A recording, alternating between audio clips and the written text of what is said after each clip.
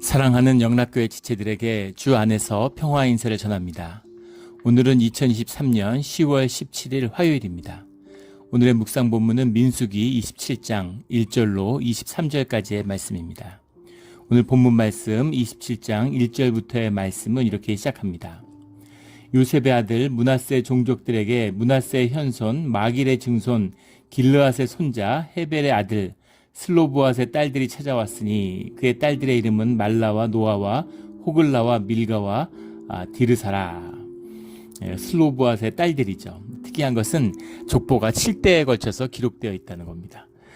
보통 3대에 걸쳐서만 기록돼서도 성경에서는 대단한 거예요. 보통 누구의 아들이라는 말은 일반적으로 나오죠.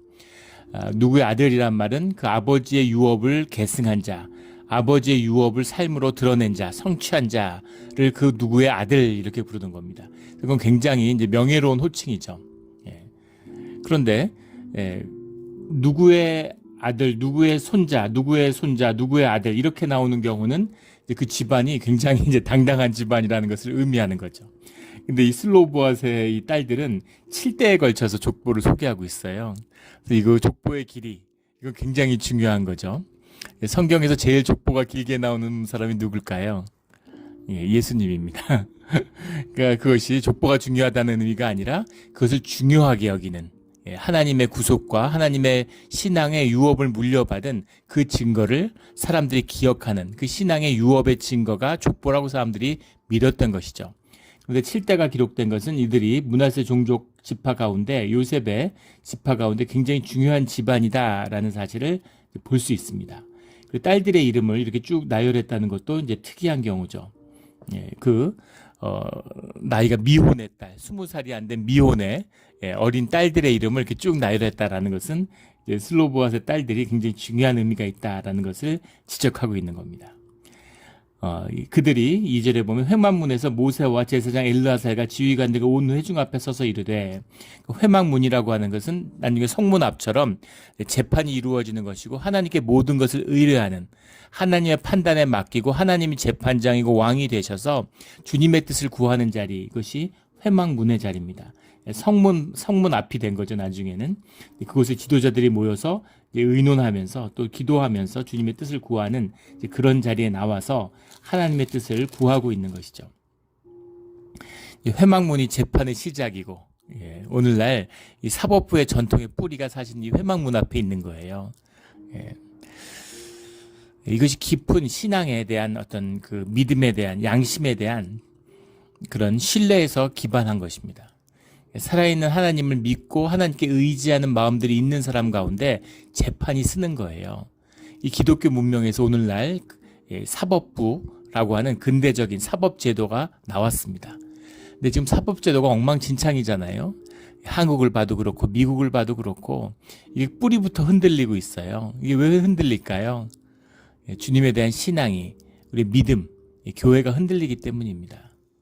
기독교가 쇠퇴하니까 사회 모든 분야에서 생명의 기운이 다 쇠퇴하고 있죠. 그러니까 막 썩어 문드러지는 거예요. 정말 상상할 수 없는 무슨 어떤 이념이나 뭐 정파의 대표처럼 대법원 판사가, 미국도 마찬가지죠.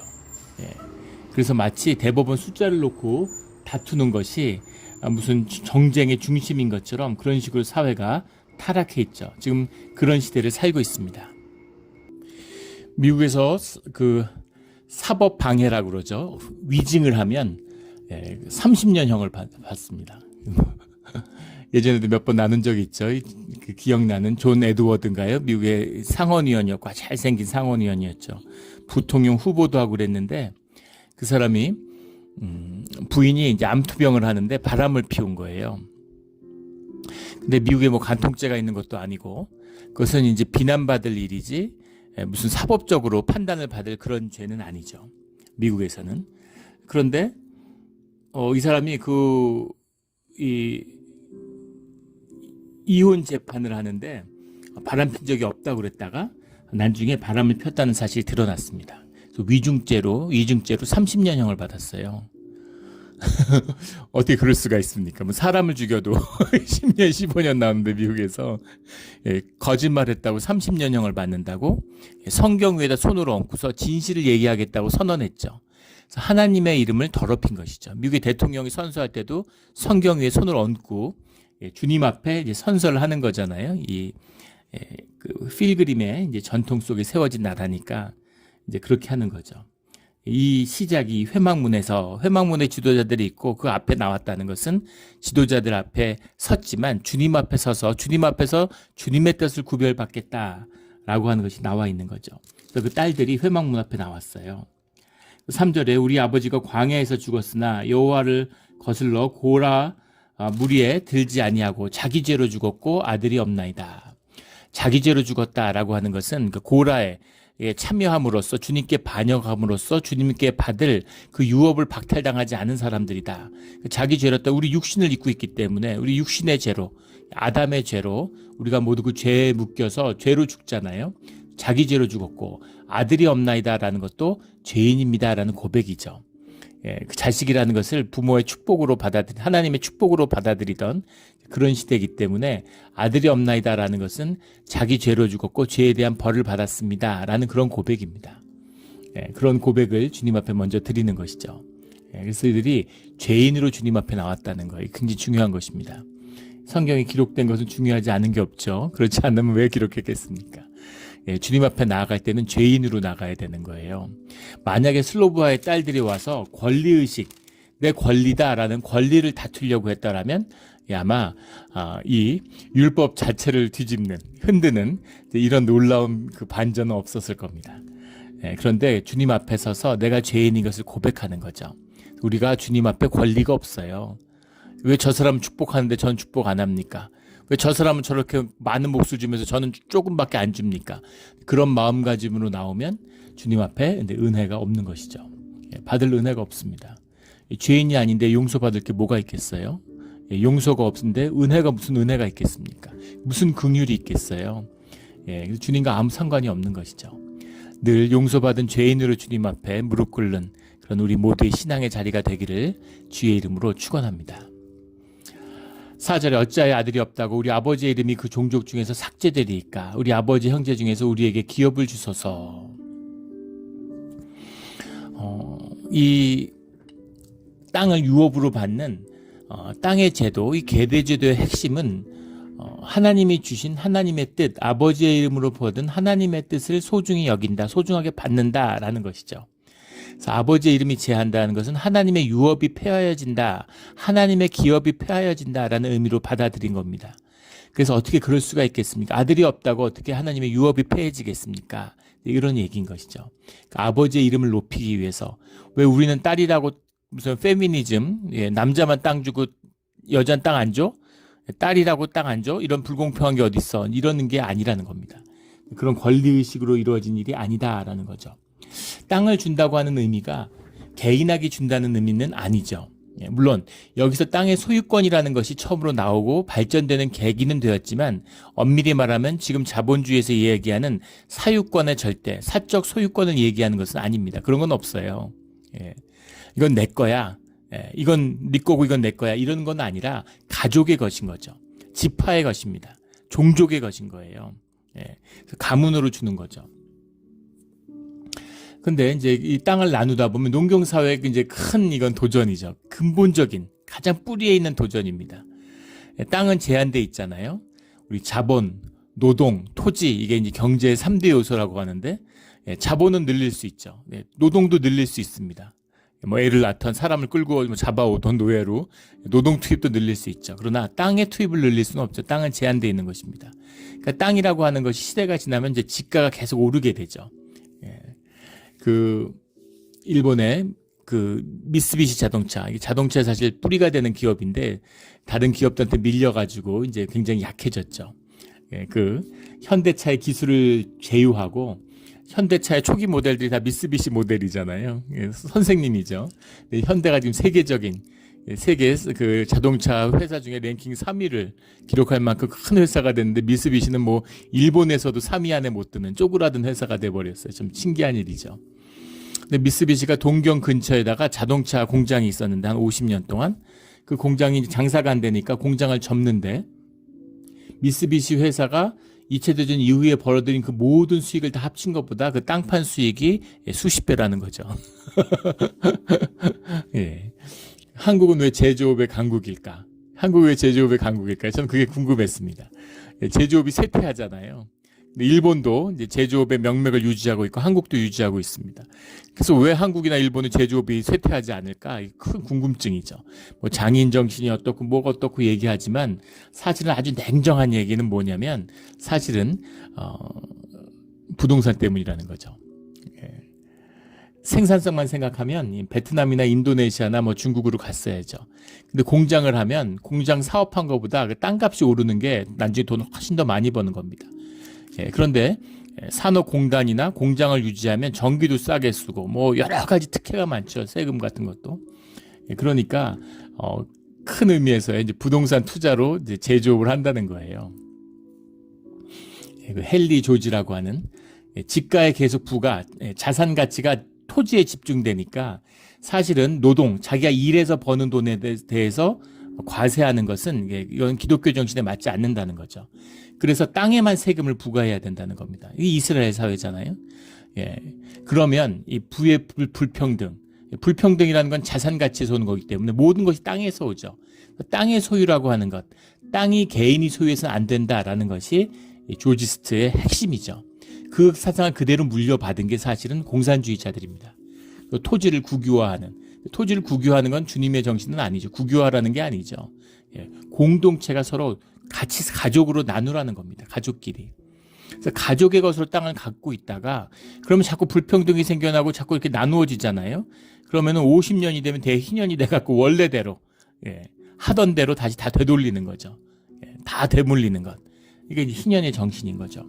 이것이 기업의 의미인데 이 기업의 의미는 하나님의 유업이라는 뜻, 그리고 가족에게 주신 하나님의 축복을 지킨다는, 아버지의 또 이름을 지킨다는 그런 뜻이 들어있는데 그것을 소중하게 생각하는 것이 이 딸들의 마음이었다는 겁니다. 그러니까 그 마음이 귀한 것이죠. 그러니까 모세가 들었는데 모세가 5절에 그 사연을 여호와께 아뢰니라. 그 사연을 여호와께 아뢰니라. 이것도 이게 주님 앞에 가져간다. 아뢰니라에게 그런 말인데 이 문제를 자기가 판단하거나 자기가 해결하는 것이 아니라 주님께 물어보는 거예요. 우리의 모든 문제와 우리 모든 문제의 판단과 해결이 이렇게 돼야 되는 겁니다. 주님께 아뢰야 되는 거예요. 주님께 그 사연을 여호와께 아뢰니라. 이렇게 아뢰니까 6절에 여호와께서 모세에게 말씀하여 이르시되 주님의 말씀이 임하는 거죠. 7절에 슬로브아서 딸들의 말이 옳으니 너는 반드시 그들의 아버지 형제 중에서 그들에게 기업을 주어 받게 하되. 놀라운 대반전이 있습니다. 20세 이상 된 지금 남자들에게만 땅을 나눠줬죠. 땅은 많고 인구가 오히려 적어서 문제일 때니까 초반에 문제가 없습니다. 근데 아들을 5을 낳았다. 그러면 5등분 되는 거잖아요. 거기다 아들 또 5을 낳았다. 25등분 되는 거 아닙니까? 75등분 되고. 그러다 보면 분쟁이 생기는 거죠. 나중에는 땅이 없어요. 먹을 게 없습니다. 그러면은 도시가 발달해서 농촌의 인구를 도시가 흡수하기 전까지는, 그 전까지는 예전에는 그게 중국의 왕조의 반복이죠. 인도도 마찬가지입니다. 어느 나라나 마찬가지예요. 그래서 흉년이 났다. 그러면 수 없는 사람들이 유리하고 내전이 일어나는 겁니다. 인구의 한 3분의 2가 죽어요. 왕조가 바뀝니다. 그래서 한 100년 지나면 이제 땅에 사람들이 채워지니까 나라가 막 흥왕하는 거죠.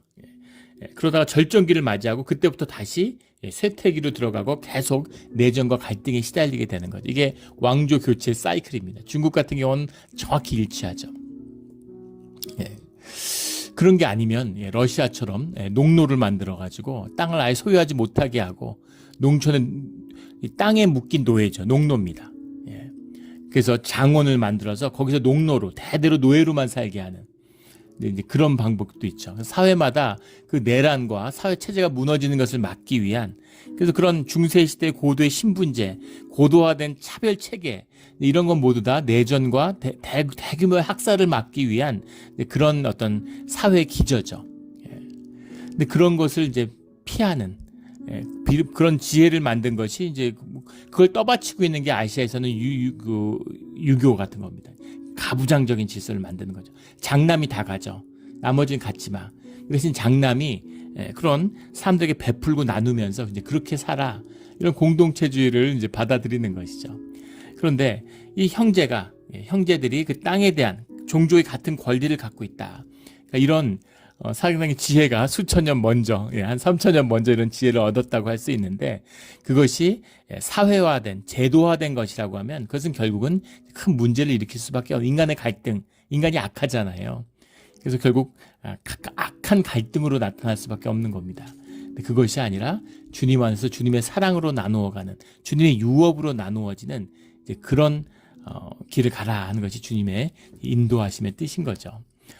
근데 그 아버지의 기업을 딸들이 받겠다. 딸들은 왜 안 줬을까? 그 이름을 남기고 종족으로 남기는 거니까. 딸은 시집을 가잖아요. 시집을 가니까 그렇게 되면은 이제 땅들이 막 섞이게 되겠죠. 그래서 이 토지제도라는 것 자체가 이제 무너지게 되는 거죠. 시간이 지나면 유명무실해지는 거죠. 그것을 막는다는 뜻이 있는데, 이 딸들에게 그 아버지의 이름을 주어서 딸들에게 땅을 주라고 얘기한 겁니다. 그래서 이것을 보충하기 위한 말씀이 이제 36장 6절에 나오는 말씀이죠. 슬로브앗의 딸들은 자기 지파에게만 시집을 가야 된다. 그 므낫세의 지파인데 무슨 유다 지파로 시집을 갔어요. 그럼 유다 지파의 땅처럼 나중에 되지 않겠습니까? 땅을 물려받으면 그 아버지하고 어머니 있으니까 아버지에게로 이렇게 가는 거죠. 그런 문화가 있잖아요. 딸들에게 이어지는 겁니다. 그것은 내 땅의 이름을 지키기 위한 것이지, 딸들을, 여자를 차별했다 이런 거하고 완전 다른 얘기예요. 이게 얼마나 다른 얘기냐면, 유대인들은 모계로 내려갑니다. 아버지가 유대인인지 아닌지는 중요하지 않아요. 어머니가 유대인이면 자식도 유대인입니다. 아버지가 유대인인데 어머니가 유대인이 아니면 그러면 유대인이 아니에요. 이런 놀라운 것을 가진 나라는 민족은 유대인밖에 없습니다. 지혜롭죠. 자식을 키우는 건 어머니니까, 자식에게 그걸 물려주는 게 어머니니까. 제가 아는 분 중에도 한국 분인데 일본 여자분하고 결혼을 했습니다. 그래서 아들을 낳았어요. 아들을 낳았는데 이제 그 유럽에서, 독일에서 살았습니다. 근데 애가 이제 당연히 독일에서 컸으니까 독일말 하죠. 그런데 일본말은 하는데 한국어는 한마디도 못해요. 왜 일본말은 하는데 한국말은 못할까요? 어머니하고 얘기하고 엄마가 키우잖아요. 그런 거죠. 아버지가 스페인 사람이고 어머니가 한국 분인데 그 밑에서 자식이 낳았는데 또 자식은 중국계하고 결혼을 했습니다. 3대째인데 뉴욕에서 만난 가정인데, 그런데 김치를 담가 먹어요. 배추를 키워가지고 마당에 김장을 담가 먹는 겁니다. 외할머니 어머니로부터 이렇게 이어지는 그건 딸의 유업인 거죠. 그 딸의 모계의 전통으로 민족성을 이어받는다는 겁니다. 지혜롭죠. 한국은 옛날에 가부장적이었죠. 유교적인 전통이 남아 있어서 아버지가 한국 사람일 때만 한국 사람을 인정해 줬습니다. 지금은 이제 그렇지 않죠. 호적 제도도 없어지고 아버지와 어머니의 자식 누구든지 똑같은 권리를 인정하고 있죠. 그래서 아들에게 땅을 주었다라고 하는 것. 이거 페미니스트들이 걸 많이 막 공격하잖아요. 근데 그런 의미는 아니라는 겁니다. 땅이 쪼개지지 않기 위한, 땅이 땅의 유업으로서 남기 위한, 굉장히 농경 시대에 영속적인 그런 화목을 이룰 수 있는 그런 깊은 하나님의 뜻이 들어있는 것이죠. 지금도 마찬가지죠. 자본주의를 해도 마찬가지입니다. 사실은 땅의 세금만 거두면 그러면 다른 세금이 필요 없죠. 다른 세금이 필요 없습니다. 이런 기독교적인 색깔을 좀 미국에서 많이 드러내고 있는 것이 텍사스죠. 텍사스는 아직 그 바이블 벨트라고 그러잖아요. 그래서 이제 소득세, 지방에서 그 개인 그 근로소득세가 없죠. 그 대신 땅에 대한 세금은 굉장히 높이 매깁니다. 캘리포니아 2배가 넘는다는 얘기를 들었어요. 그런 것이죠. 그런 그 재정의 의미, 이건 뭐 굉장히 깊은 얘기이기 때문에 뭐 다 나눌 수는 없지만, 이 땅의 비밀을 푸는 것이 사실은 경제 문제, 이 하부 구조의 문제, 이것을 풀어내는 굉장히 중요한 것이다라는 것을 이제 보게 되는 것이죠. 그래서 아버지의 기업을 딸들에게 주어라, 이렇게 주님이 말씀하시는 거예요. 그런데 단순히 준 것의 문제가 아니라 슬로브앗의 딸들의 말이 옳으니, 근데 본문에는 켄 나톤이라고 되어 있는데, 켄이라는 건 의롭다 이런 얘기입니다. 옳고 그름의 문제가 아니라 의로움, 악하고 의로울 때 의로운 문제다. 이건 아주 의로워. 이거 의롭다는 건 주님의 뜻이잖아요. 그러니까 이건 내 뜻에 부합하는 일이고 이건 아주 정말 정당하고 의로운 일이야. 이렇게 주님이 말씀하신 겁니다. 끝난 거죠. 예. 이거 좋은 일이야. 네가 오라 이런 게 아니라 이것은 의로운 일이야. 주님이 이렇게 말씀하셨는데 그 앞에다가 나토온 surely 이건 확실하게 분명하게 정의로운 것이다. 이렇게 주님이 못을 박으셨다는 겁니다. 그러니까 뭐 더 얘기할 게 없겠죠. 주님의 말씀이 이런데 이 제도가 이제 계속 이어지죠. 우리 신명기 3장 이런 데 봐도 또 민수기 32장에 가면 야일의 이야기가 나오고 또 역대상에 가면 2장에 이 야르하의 얘기 뭐 에스겔이나 느헤미야 7장 에스겔 2장에 보면 바르실레의 이야기. 그러니까 이제 우리말로 예전에 대릴사위라고 그러잖아요. 사위가 가는데 사위가 가서 그 집안에 들어가서 그 집안의 유업을 물려받게 되는 것이죠. 그러니까 이것이 뭐 혈연이나 어떤 그런 의미가 아니라는 것을 이제 분명히 볼 수 있고 유업을 물려받는 거죠. 그 기업을 물려받는 것입니다. 그래서 그 기업을 주는데 그 아들이 없으면 딸들에게 주고 딸이 없으면 그 형제들에게 아버지 형제들 그래도 없으면은 그 아버지의 형제들에게 나누어 주고 그것도 아니면 종족 가운데 친족 가운데 가까운 사람들에게 나눠줘라. 이 얘기는 주님이 처음에 주신 그 기업으로 주신 이 땅의 유업 이것을 지켜야 된다 이런 것이죠. 이것을 판결의 규례가 되게 할지니라 이렇게 11절에 말씀하고 있습니다. 러 후가트 미슈파트 이런 말인데 러 휴가트 미슈파트라는 거 굉장히 중요한 말이죠. 예. 아마 히브리어에서 중요한 어휘를 10개를 뽑는다 그러면 그 안에 들어가는 그런 굉장히 중요한 언어죠. 미슈파트라는 건 이제 뭐 저지먼트 판결이라고 해석을 했는데 미슈파트 자체가 이제 법의 의미도 들어 있습니다. 그런데 그 미슈파트라고 하는 건 법 이상의 사실은 법정신 같은 거죠. 예. 어떤 그런 프린시펄 로우라고 하기보다는 그 사회를 운영하고 있는 주님의 어떤 정의의 원리 같은 것이 미슈파트입니다. 그래서 미슈파트의 규례가 된다. 후가트라는 말은 스태튜트 이런 거 영어로 하면 그러니까 그런 판례가 되게 돼야 된다. 이 주님의 어떤 법적인 그런 섭리가 적용된 사례, 이 현상에서 본질의 것이 구현된 사례가 되게 돼야 된다. 이런 의미인 것이죠. 이 슬로보아스의 딸들의 이야기에는 깊은 뜻이 들어 있습니다. 늘 주님은 우리의 마음을 중시하시죠. 그리고 규례라는 것이 무엇인가 하는 걸 보여주고 있는 거죠. 본질의 것이 실제화되는 것이 규례의 본질이다라는 겁니다. 근데 인간, 본질을 모르고 현상에 묶여 사는 사람들은 현상이 중요한 건 거예요. 법보다 법 정신이 중요한 거죠. 왜 법을 만들었는지를 중요하게 봐야 되는 겁니다. 근데 막 경직되고 현상의 사람일수록 현상을 쫓잖아요. 현상이 전부 다인 것처럼. 그러니까 뭐 법을 절대화하고 법이면 아니면 안 되는 것처럼 이렇게 되는 거죠. 근데 그게 아니라 왜 그걸 정했는지, 그것을 이루시는 주님의 뜻이 무엇인지 하는 것을 봐야 되는 거죠.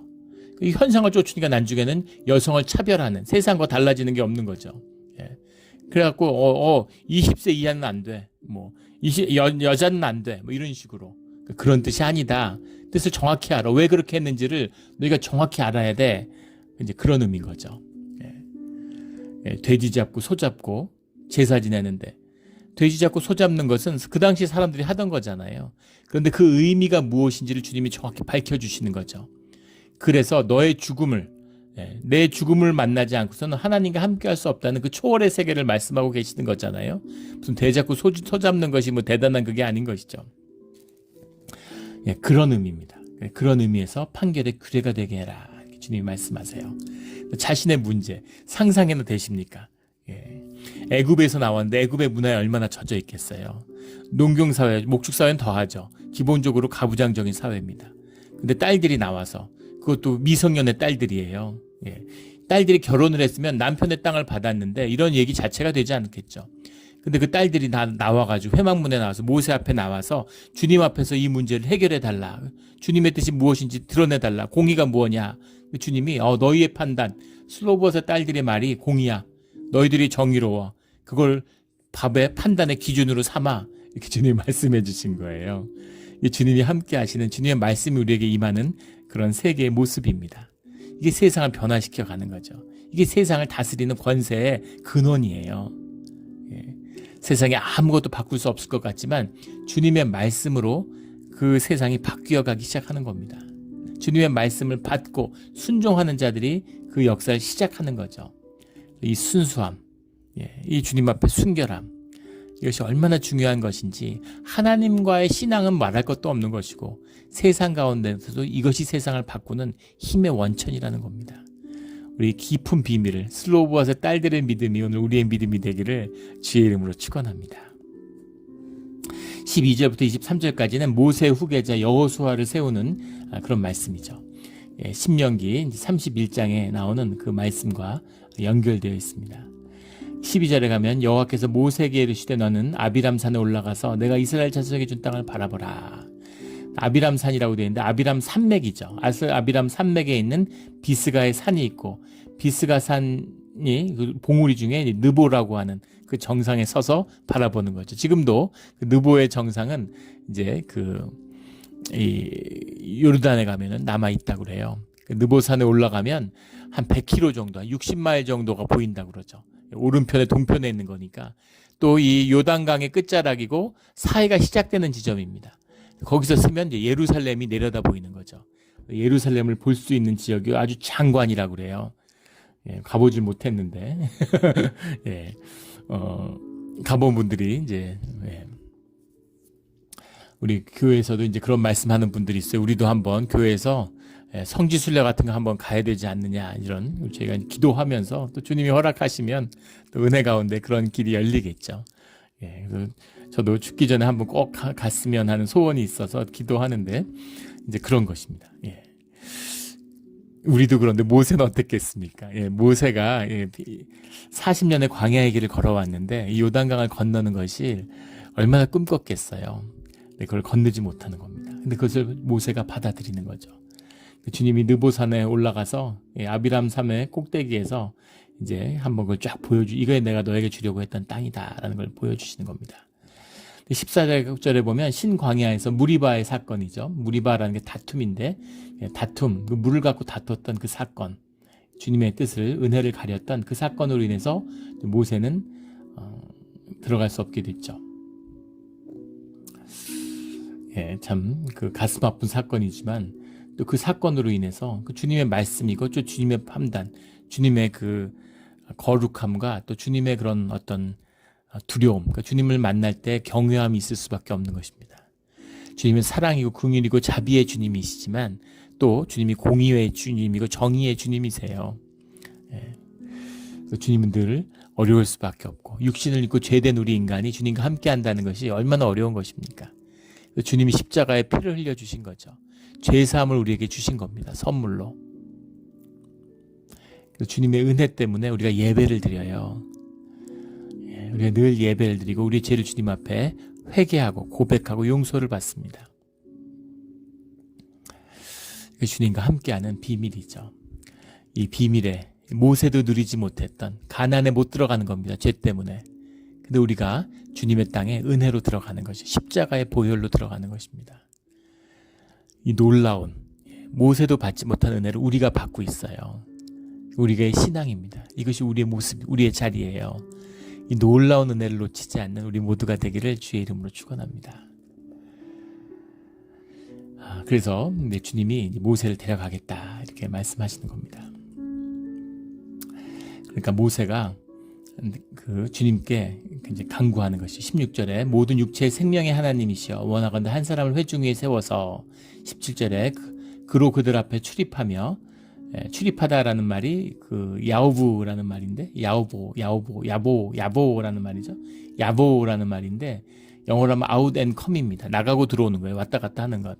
이것은 이제 이 히브리의 관용적인 표현입니다. 열심히 분주하게 일하는 것, 돌아다니는 것, 이걸 말하는 거죠. 인도하여 출입하게 하사 여호와의 회중이 목자 없는 양과 같이 되지 않게 하옵소서. 여호와의 회중이 목자 없는 양과 같이 되지 않게 하옵소서. 목자가 있어야 양들이 인도를 받는 거죠. 리더십의 유명한 말이 있죠. 한 마리의 사자가 이끄는 100마리의 양이, 한 마리의 양이 이끄는 100마리의 사자보다 더 강하다고. 이 리더십의 큰 그 근원입니다. 그렇죠. 지도자를 세워서 지도자들에게 똘똘 뭉치면 굉장한 힘을 발휘해요. 근데 한 마리의 양이 있고 100마리의 사자가 있으면 양 잡아먹으려고 사자들끼리 서로 싸우겠죠. 100마리의 사자가 절대 하나 될 수 없죠. 본능이 있는데. 그래서 리더십이라는 건 그만큼 중요한 겁니다. 리더십의 중요성이라는 건 아무리 강조해도 부족하지 않죠. 그 만주족 같은 여진족, 별별로 없는 그 여진족, 누르하치 같은 지도자가 나오니까 그 몽골, 그 서로 사분오열돼서 끊임없이 다투는 그 몽골족의 징기스칸 같은 지도자가 나오니까 세계를 정복하고 여진족이 수억 명이 넘는 중국을 지배하게 되는 그런 일이 나타나잖아요. 이게 리더십입니다. 리더를 세우는 게 너무너무 중요하죠. 교회도 마찬가지입니다. 공동체, 어디나 리더를 누구, 나라도 마찬가지죠. 미국 같은 나라, 미국처럼 이렇게 사법제도가 되고 언론이 발달돼 있고 민주주의 전통이 깊은데 지도자 한 명 잘못 쓰면 나라가 흔들흔들해요. 나라가 힘을 잃어버려요. 그렇게 되는 거죠. 그래서 이 지도자라는 것의 중요성이라는 건 뭐 이루 말할 수 없습니다. 지도자를 세워주십시오. 이렇게 얘기하는데 여기도 모세의 마음이 있잖아요. 모세가 얼마나 주님의 마음인 거죠. 이스라엘을 사랑하는지 아끼는지 그 마음이 엿보이지 않습니까? 하나님이 어련히 알아서 잘하시고 하나님의 민족인데 그런데 지도자를 세워주시고 자기가 지도자를 해보니까 지도자가 얼마나 중요한지 아는 거죠. 지도자를 잘 세워달라고 간절히 기도하는 거예요. 주님이 이 마음을 또 모세의 마음을 얼마나 기쁘게 받으셨겠습니까? 저희 둘째 아들 은규가 이제 LA를 공부하러 내려갔지 않습니까? 근데 뭐 반주도 하고 뭐 그 녹화도 하고 편집도 해서 뭐 올리고 이제 여러 가지 교회에서 봉사를 했죠. 뭐 당연한 것이죠. 그런데 LA에 가는 걸 앞두고 같이 은규를 위해서 우리가 이제 가족이 기도하는 시간을 갖는데 은규가 돌아가면서 기도를 하는데 그 저와 교회에 대해서 그렇게 기도를 하더라고요. 그러니까 이제 걱정되는 거죠. 아빠도 걱정되고 자기가 없으면 아빠가 잘할 수 있을까? 교회도 걱정되고 가정도 걱정되고 또 동생을 위한 기도도 하고 막 이렇게 굉장히 마음이 이제 힘든 거죠. 자기가 떠나려고 하니까 너무 마음에 걸리는 게 많은 겁니다. 엄마 역할을 다 했는데 자기가 떠나도 아빠가 제대로 할 수 있을까? 교회가 이렇게 잘 될까? 그런 걸 걱정해요. 떠나기 몇 달 전부터 반주자 자기가 없는데 반주 누가 할까? 뭐 이런 거를 한 1년 전부터 너무 걱정하는 겁니다. 걱정하지 말고 기도하라고 열심히 기도해서 주님이 은규보다 100배는 더 뛰어난 그런 반주자를 이렇게 세워주셨죠. 그런 거죠. 주님이 다 주님의 은혜 가운데 세우는 것입니다. 근데 그 마음은 어찌 보면 어리석다고도 할 수 있겠죠. 그러나 그런 건 중요한 것이 아니죠. 그만큼 주님의 소명을 주님의 주신 이 기업을 소중하게 생각하는 그 마음, 오늘 슬로우보아스의 딸들의 마음과 이 모세의 마음이나 다 같은 것입니다. 주님이 이것을 귀하게 보시는 거죠. 18절에 여호와께서 모세에게 이르시되 눈의 아들 여호수아를 이제 그 안에 영이 머무는 자니 너는 데려다가 그에게 안수하고 그래서 이제 여호수아가 모세의 뒤를 잇는 지도자로 세워지는 과정이죠. 그 안에 영이 머무는 자니 그 안에 영이 머문다라는 것은 무슨 뜻이겠습니까? 지혜가 있고 주님의 능력이 있고 기름 부음이 있고 무슨 힘이 있고 이런 여러 가지 뜻이 있을 수 있겠지만 가장 본질적인 그런 게 아니라 가장 영이 머무는 그 안에 능력이 있는 자다 이렇게 하면 주님이 도우시는 자다. 그 안에 영이 머무는 자니 능력 있는 자들, 열심 있는 자들, 믿음이 좋은 자들 얼마나 많이 있었겠어요. 그런데 그 안에 영이 머무는 자니 안에 영이 머문다는 건 무슨 말입니까? 주님과 동행한다는 얘기죠. 주님과 동행한다는 것 안에는 무슨 뜻이 들어있을까요? 100% 순종하는 자라는 얘기입니다. 100% 순종해야 주님의 음성이 말씀이 함께하죠. 주님의 말씀이 함께해야 주님의 영이 함께하는 겁니다. 주님이 영이인데 영이 말씀인데 그 말씀이 함께한다는 의미는 그가 100% 삶 가운데 순종하는 자다라는 순종의 뜻이 들어있는 겁니다. 그런 자가 지도자로 쓰는 거예요. 그래야 하나님의 통로가 되는 거죠. 하나님의 뜻을 전하고 하나님이 역사하실 수 있는 성령이 역사하실 수 있는 통로가 된다는 겁니다. 굉장히 중요한 비밀이죠. 이게 리더십의 비밀이에요. 내가 잘나고 내 에고로 내 아집으로 역사를 하면 아무리 훌륭하고 아무리 좋아 보여도 그 끝은 좋지 않죠. 김일성, 스탈린, 히틀러, 목대동 이런 사람들 보십시오. 그건 진짜 악령이 함께 했겠죠. 사람이 어떻게 저럴 수가 있으실까 싶을 정도로. 예. 김일성을 한번 보세요. 소련군 대위였습니다. 소련군의 하급 장교를 소련이 들어와서 세운 거예요. 완전 위성국가로 만들고 싶었겠죠. 그런데 소련파를 허가위로 대표된 허가위를 사실은 세우려고 그랬다는 거 아니에요. 예. 그런데 허가위를 필두로 하는 소련파를 다 몰아내고, 그 다음에 연안파라고 하는, 예, 6.25를 할 때 군대 주력이 전부 다 팔로군 출신들입니다. 예, 중국에서 계속 항일 투쟁을 했던 사람들이에요. 전쟁을 10년을 한 사람들입니다. 10년이 뭐예요? 13년. 13년을 전쟁터 했으니까 아주 그런 정말 베테랑들이죠. 예. 그런 사람들이 5만 명 이상이 연안파라고 해서 그 인민군의 주력이 돼 있었어요. 근데 연안파를 전부 숙청했습니다.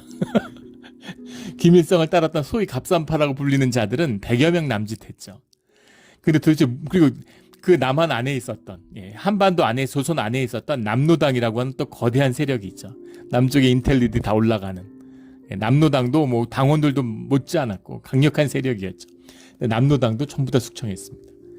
예, 도대체 무슨 지도력이 있었길래, 예, 그렇게 똘똘 뭉쳐가지고, 예, 전쟁을 하고 미국하고 싸우고 소련 중국의 영향력을 밀어내고 심지어는 자식한테 물려줬어요. 지금은 3대 4대로 가니까 지금은 웃음거리가 됐지만 자식한테 세습한다는 거, 예, 모대통도 스탈린도 못했던 겁니다. 그런데 그 결과가 뭐예요?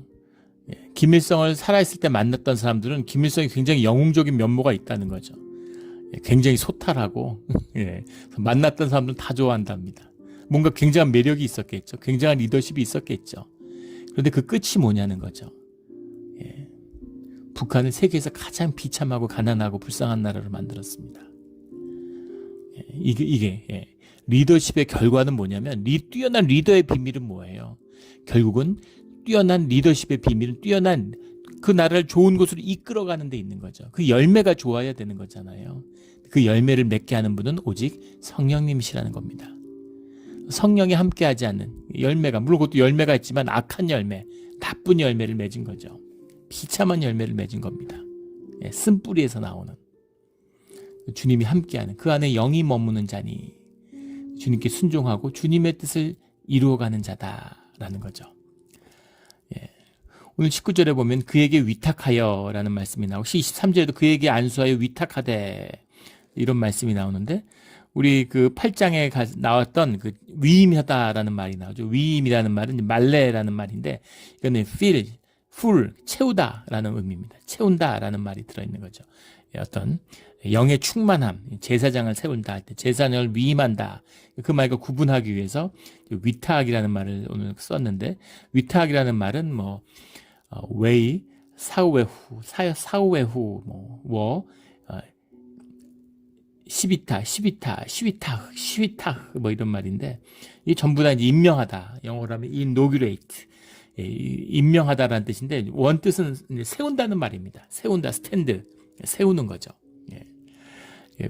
그는 21절에 보면 제사장 엘르아살 앞에 설 것이요 이렇게 되어 있는데, 앞에 서는 자죠. 예, 리더, 지도자다.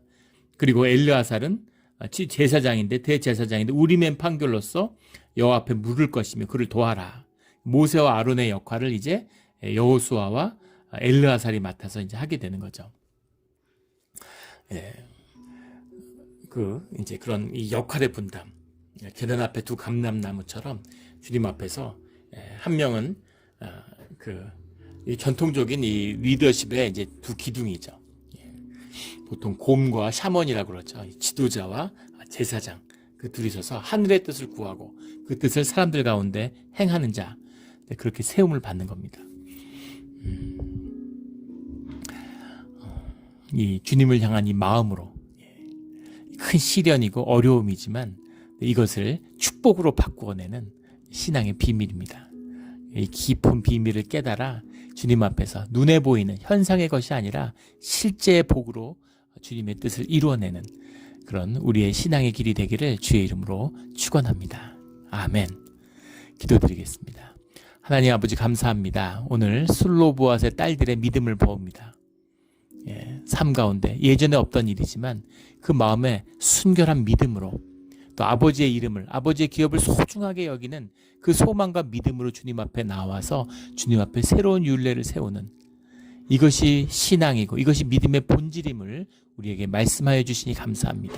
그런 믿음으로 살아가는 우리 신앙이 되게 하여 주시옵소서. 감사하며 예수 그리스도 이름으로 기도드렸습니다. 아멘.